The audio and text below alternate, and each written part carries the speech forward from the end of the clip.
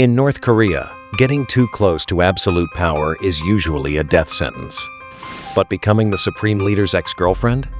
That almost guarantees you'll be erased from existence. Yet inside Pyongyang's ultra-secretive inner circle, one woman defied that fate. She didn't just date the future dictator, she almost became first lady. And when she lost, she didn't disappear. She watched her rivals get executed, while she walked away untouched. This is the chilling true story of Seo Un-hyang, a woman who played the deadliest game of power and survived. To understand her survival, you first have to understand her value. Seo wasn't just a singer, she was a carefully crafted state asset. She graduated from the Kim Jong-un University of Music, North Korea's version of Juilliard. Only the most elite, state-backed talents ever make it in. After graduation, she wasn't sent to a local troupe. She was handpicked for the Unhasu Orchestra. This wasn't just an orchestra, it was the regime's most prestigious stage. They were the face of the nation. And Seo was the star. She was the lead vocalist, the center of attention. In a country obsessed with uniformity, she stood out immediately. Sharp features, bright personality, a subtle Western aura. Combined with a world-class operatic voice, she became exactly Kim Jong-il's type. With his backing, she rose to the very top. At state performances, everyone else faded into the background. To give you an idea of how much Kim Jong-il favored her, one day, she made a mistake that could have ended everything. During a major performance, in front of Kim Jong-il and Kim Jong-un, she forgot the lyrics. The entire theater froze. For most people, that would mean the end. But Kim Jong-il simply smiled and started clapping. That moment saved her life. But her real test came in 2009. Kim Jong-un was preparing to take power, and the regime needed to select him a wife. This wasn't romance. It was a calculated political selection. And the Unhasu Orchestra became a talent pool. In the end, it came down to two women, Seo Un-hyang and Ri Sol-ju.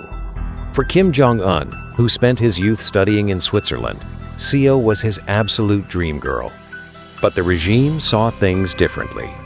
She failed 4 critical tests. First, the face. Her sharp features were seen as too aggressive.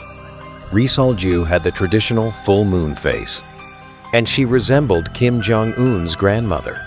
In a system obsessed with bloodlines, that was decisive. Second, family background. Ri Sol-ju was pure, unfiltered elite. Her dad was an Air Force instructor, and her mom was a gynecologist. In North Korea, that family tree screams absolute loyalty. Seo's background simply wasn't strong enough. Third, her personality. Seo was a star. She was flashy, loud, and commanded attention. But the KPI for a North Korean First Lady is simple. Be quiet, look elegant, and never, ever outshine the supreme leader. Fourth, her past. Security discovered an old film where she had an on-screen kiss. In that system, that alone was fatal. And just like that, she was out. Overnight, she became the X. And in North Korea, that's one of the most dangerous positions imaginable. So she did something brilliant. She disappeared. No more spotlight, no more attention. No alliances, no political risks. Just stay invisible and stay alive. 2 years later, the Purge began. A scandal exploded inside the Unhasu Orchestra.